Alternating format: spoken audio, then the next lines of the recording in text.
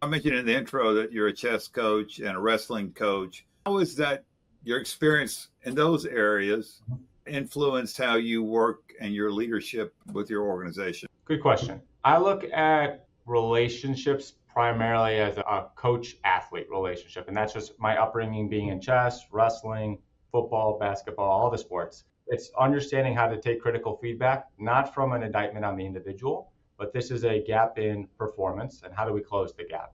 And so it's sometimes it's difficult for new managers or leaders to have those difficult conversations because I've got 20 years of experience on the coaching side of telling people, hey, you made a mistake, you want to reach this level of performance, here's where I see room for improvement. And it's just a feedback loop. And you have to be able to have a good person who's on the recipient side that understands how to take that feedback. And that goes for me as well. I'm not in any relationship, even if it's the dynamic of it's a direct report to me.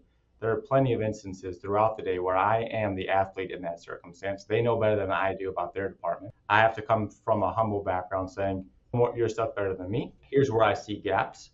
And oftentimes it's just asking good questions. I think good coaches tell people what to do. Great coaches ask the questions to enable a good athlete or a good employee to solve their own problems. It's to coach them, to give them the learning opportunities, not just go out there and do this. It's the here's why this is important, giving them the background and just being very cool. So, how does that contrast then? Some thoughts on how that contrasts with providing people standard work? Because the reaction might be like, oh, I just have to do the standard work and I don't have to think. Yeah, that's a good point. I think you have to always balance that with an ownership mindset. So this is something that Ingersoll Rand has, one of their foundational values. It's a core value of everyone has to treat that as an owner, right? It's the job's got to get done. It's here's the work, but how do we continue to do better? How do we continue to improve?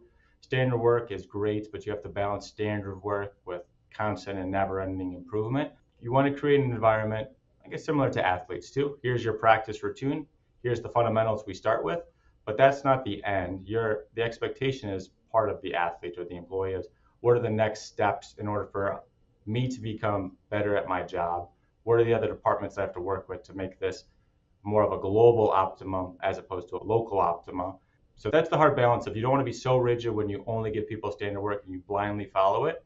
You have to acknowledge that people want autonomy, purpose, and mastery. They have to have a sense of ownership that they're going to continue to improve and improve on the standard, not just follow the standard.